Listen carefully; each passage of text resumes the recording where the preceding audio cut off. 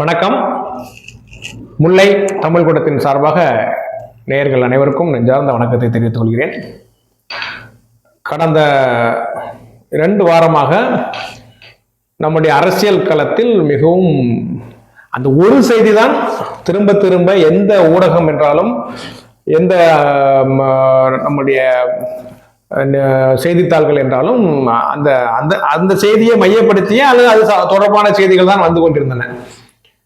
அது என்ன என்றால், புதிதாக ஆரம்பிக்கப்பட்ட ஒரு கட்சியின் நிகழ்ச்சி ஒன்றில், கரூரில் நடந்த நிகழ்ச்சியில் ஒரு கூட்ட நெரிசல் காரணமாக 41 பேர் மரணம் அடைந்த அந்த ஒரு மிகப்பெரிய கூட்ட நெரிசல் காரணமாக உயிரிழந்த அந்த சோகமான நிகழ்வு. அதில் நேற்று ஒரு விஷயத்தை சிலர் கொண்டாடி தெரிக்கின்றார்கள். ஏதோ தங்களுக்கு, அதாவது அந்த கட்சியை சேர்ந்தவர்கள், தமிழக வெற்றி கழகம் என்ற அந்த கட்சியை சேர்ந்தவர்கள் உச்ச நீதிமன்றத்தின் ஒரு உத்தரவு, அதாவது தமிழக அரசு அமைத்த ஒரு ஆணையத்தை ரத்து செய்தது, அந்த இன்னொரு ஒரு உயர் காவல் அதிகாரியை கொண்டு இந்த வழக்கை விசாரிக்க அமைக்கப்பட்ட ஒரு அமைப்பை ரத்து செய்தது போன்ற விஷயங்களை தங்களுக்கு சாதகமாக்கி சொல்லிக் கொண்டிருக்கிறார்கள்.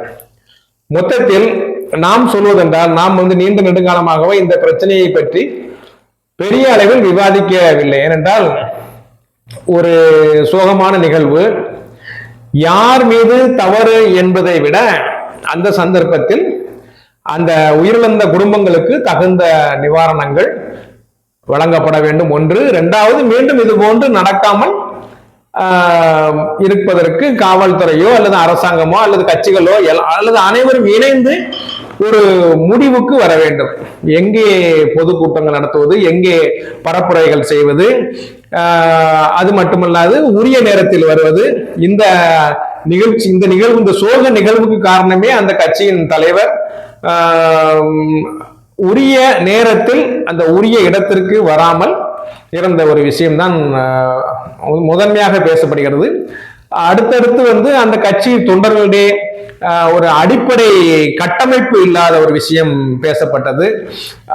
ஏனென்றால், பெண்களும் ஆண்களும் குழந்தைகளையும் ஒரு இடத்தில் வரவழைத்து மீண்டும் மீண்டும் மீண்டும் மீண்டும் கூட்டம் கூடுவதற்காக வேண்டி அவங்க காத்திருக்க செய்து, அவர்களுக்கு உணவு தண்ணி இல்லாமல் ஒரு நெருக்கடியை உண்டு பண்ணி, ஒரு ஆக்சிஜன் பற்றாக்குறையை உண்டு பண்ணி, அவர்களுக்கு உடல் ரீதியாகவும் மன ரீதியாகவும் சோர்வை உண்டு பண்ணி இந்த மிகவும் ஒரு சோகமான நிகழ்வை அந்த கட்சியினரே ஏற்படுத்தினார்கள்.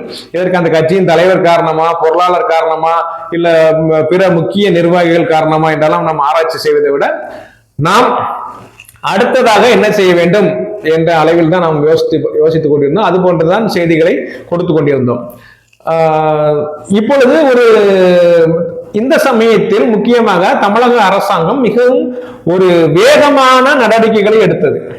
சொல்ல போனால், எந்த ஒரு முதலமைச்சரும் இதுக்கு முன்னால் ஆண்ட முதலமைச்சர்கள் எல்லாம் செய்யாத விஷயங்களை இந்த முதலமைச்சர், நம்முடைய மரியாதைக்குரிய ஸ்டாலின் அவர்கள் வேக வேகமாக அந்த இரவு நேரத்திலும் அந்த இடத்திற்கு வருகை புரிந்து அந்த சோக நிகழ்வில் உயிரிழந்த குடும்பத்தினருக்கு ஆறுதல் கூறி, அவர்களுக்கு உதவிகள் செய்து, அவர்களோடு இருந்து அவர்கள் மிகப்பெரிய ஒரு விஷயத்தை, விசாரணை ஆணையம் அமைத்தது, யாரையும் அவர் குறிப்பிட்டு குறை சொல்லாது போன்ற பல்வேறு விஷயங்கள் அவர் முன்னுதாரணமாக மற்ற மாநில முதலமைச்சர்கள் அனைவருக்கும் திகழ்ந்தார் என்பதுதான் உண்மை.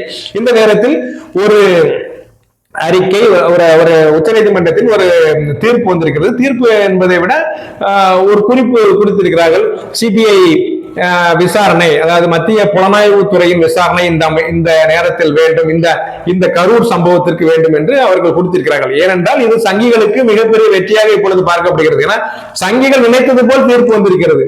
இந்த ஏற்கனவே இந்த கரூர் நிகழ்வு நடந்த நேரத்தில் இருந்து இந்த சங்கிகளும் அவர்கள் சார்ந்த அதிமுக கட்சியின் உயர்மட்ட எடப்பாடி போன்றவர்களும் இந்த சங்கிகளின் பாரதிய ஜனதா கட்சியின் உயர்மட்ட தலைவர்களும் ஏதோ இந்த மொத்த சம்பவத்துக்கும் இந்த தமிழக அரசாங்கத்தை குற்றம் சாட்டி, அதன் மூலம் அடுத்த வருடம் 2026 வருகின்ற தமிழக சட்டமன்ற தேர்தலில் இதை ஒரு பேசும் பொருளாக்கி, இந்த விஷயத்தை வைத்து தமிழக அரசு இப்பொழுது நடத்தி கொண்டிருக்கும் தமிழக அரசு நடத்தி கொண்டிருக்கும் திராவிட முன்னேற்ற கழக கூட்டணியை, இந்தியா கூட்டணியை முற்றிலுமாக நாம் தோற்கடித்து விடலாம் என்று ஒரு தவறான கருத்துடன் பாரதிய ஜனதாவின் திரு நயினார் நாகேந்திரன், அண்ணாமலை போன்றவர்கள், வானதி போன்றவர்கள், அது தவிர அதிமுகவின் எடப்பாடி போன்ற முன்னணி உதயகுமார், செல்லூர் ராஜு, அந்த உயர்மட்ட அளவில் உள்ள நிர்வாகிகள் அனைவரும் இந்த விஷயத்தை தங்களுக்கு சாதகமாக பயன்படுத்திக் கொள்ளலாம் என்று நினைத்து மிகப்பெரிய ஒரு சதி திட்டங்களை அப்போதிலிருந்தே ஆரம்பித்து விட்டார்கள். தற்செயலாக நடந்த நிகழ்ச்சியை தங்களுக்கு சாதகமாக பயன்படுத்திக் கொள்ள வேண்டும் என்ற ஆசை, ஒரு வெறி அவர்கள் மனதில் இருந்தது. அது கொஞ்சம் கொஞ்சமாக இந்த நேற்று வந்த தீர்ப்பின் மூலம் அவருடைய எண்ணங்கள் எந்த அளவுக்கு இருந்தன என்பதை நாம் புரிந்து கொள்ள முடிகிறது. குறிப்பாக ஒரு மாநிலத்தில் ஒரு நடக்கும் விஷயத்தை இந்த மாநில சுயாட்சி என்ற அண்ணாவின் கருத்துப்படி பார்த்தால் நமது மாநிலத்தில் உள்ள காவல்துறை, 7 மாநிலத்தில் உள்ள உயர் காவல் அங்கத்தினர் மட்டும்தான் விசாரித்து முடிவுக்கு வர வேண்டும். அதுதான் மாநில சுயாட்சி என்ற வகையில் நாம் இந்த சிபிஐ விசாரணையை எதிர்க்கிறோம். ஆனால் இன்னொரு கட்டத்தில் நான் இந்த சிபிஐ விசாரணையை ஆதரிக்கிறோம். ஏனென்றால் இந்த மத்திய புலனாய்வு துறையின் பிடியில், எலிப்பொறியில் இப்பொழுது விஜய் வசமாக மாட்டிக்கொண்டார் என்பதுதான் உண்மை. ஏனென்றால் தங்களுடைய கொள்கை எதிரி பாரதிய ஜனதா என்று பிஜேபியை பற்றி சிறுபான்மையினர் மனசு இனிக்கும் வண்ணமாக விஜய் அவர்கள் பேசிக் கொண்டிருந்தார். அந்த காலகட்டத்தில் இப்படி ஒரு நிகழ்ச்சி நடந்தது. அதாவது ஒரு அடிப்படை கட்டமைப்பே இல்லாத ஒரு கட்சி இப்படி வெளியிடங்களில் ஒரு பரப்புரை மேற்கொண்டால் இப்படிதான் அமையும் என்பதற்கு இது ஒரு கீழ்த்தரமான உதாரணமாக அமைந்தது.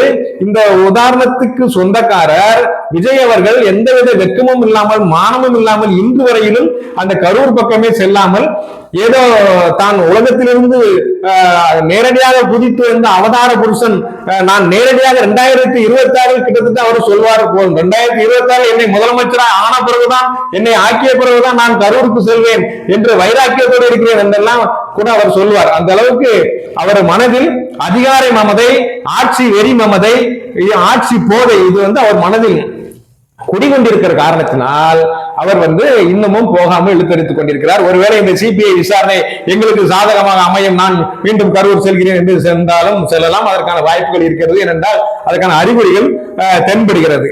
குறிப்பாக சொல்ல போனால் மத்திய அரசாங்கத்திடம் அந்த சங்கிகளிடம் இவர் வசமாக இப்ப சிக்கிக் கொண்டார். அப்படி சிக்க வைப்பதற்காக இவர் அருகேயே இருந்து சங்கிகளின் கைக்கூலியாக வேலை பார்க்கும் ஆதவ் அர்ஜுனா போன்றவர்கள் எல்லாரும், அந்த வருமான வரி துறையிலிருந்து ஒரு அருண்ராஜ் என்ற ஒரு அதிகாரி வந்தார், இவர்கள் எல்லாரும் இணைந்து இப்பொழுது விஜயை வசமாக மத்திய புலனாய்வுத்துறை அமைப்பின் கீழ் அவரை சிக்க வைத்திருக்கிறார்கள். ஏனென்றால் இதை பயன்படுத்தியே, இதை வைத்தே அவர் விஜயை மிரட்டி பணிய வைக்கும் முயற்சிகள் கண்டிப்பாக வருங்காலத்தில் நடைபெறலாம் என்றுதான் நம்பப்படுகிறது. இதுவரைக்கும் அந்த கரூருக்கு வராத விஜய், இதுவரைக்கும் அந்த மக்களின் உணர்வுகளில் பங்கெடுக்காத விஜய், இனி நான் மக்கள் உணர்வுகளில் பங்கெடுப்பேன், எங்கள் ஆட்சி அமைந்தால் அவர்களுக்கு அது தருவேன் இது தருவேன் என்றெல்லாம் கூறி இதை ஒரு அரசியலாக்க, இந்த கரூர் பேரிழப்பை அரசியல் லாபமாக்க முயற்சி செய்வார் என்பது உண்மை. அதே சமயத்தில் விஜயை தங்கள் கைப்பிடியில், தங்கள் கைக்குள் வைத்திருப்பதன் மூலம் இந்த மத்திய பாரதிய ஜனதா அரசாங்கம் கண்டிப்பாக விஜயை தன் கையில் வைத்துக் கொண்டு அவர்கள் இங்கே காய்களை நகர்த்துவார்கள். ஏற்கனவே எடப்பாடியை அதிமுகவின், அதாவது புரட்சி தலைவர் எம்ஜிஆர், புரட்சி செல்வி ஜெயலலிதா இவர்களெல்லாம் வளர்த்த ஒரு அருமையான கட்சியை, கிட்டத்தட்ட 1 கோடி தொண்டர்களுக்கும் மேல் உள்ள ஒரு மிகப்பெரிய கட்சியை, தொடர்ந்து பல ஆண்டுகள் தமிழகத்தில் ஆட்சி புரிந்த ஒரு கட்சியையே இன்று அமித்ஷா தன் காலடியில் வைத்துக் கொண்டு இன்று இருப்பது போல பிஜேபி கட்சி விஜயையும் இந்த சிபிஐ மூலமாக, மத்திய புலனாய்வு துறை மூலமாக வளைத்து இறுக்கி, கழுத்தை நெருக்கி கூண்டுக்குள் அடைக்கப்பட்ட ஒரு எலியாக அவரை சிக்க வைத்து வேடிக்கை காட்ட இருக்கிறார்கள். மக்களே தெளிவாக இருக்க வேண்டும். இதெல்லாம் திட்டமிட்டு செயல்படுகிற சதி செயல்கள், சங்கிகளால் திட்டமிட்டு ஒவ்வொரு காயும் நகர்த்தப்படுகிறது. இந்த விஷயம் நடந்த 2வது நாளிலேயே அங்கிருந்து ஹேமமாலினி பாரதிய ஜனதா உறுப்பினர் ஹேமமாலினி அவர்கள் தலைமையில் ஒரு குழுவை இங்கே அனுப்பி அவர்கள் விசாரணை செய்தார்கள். கும்பமேளா மகாமகத்தில் கும்பமேளாவில் எத்தனையோ உயிரிழப்பு நிகழ்ந்தது, அதையெல்லாம் விசாரிக்காதவர்கள் இன்று விசாரித்துக் கொண்டிருக்கிறார்கள்.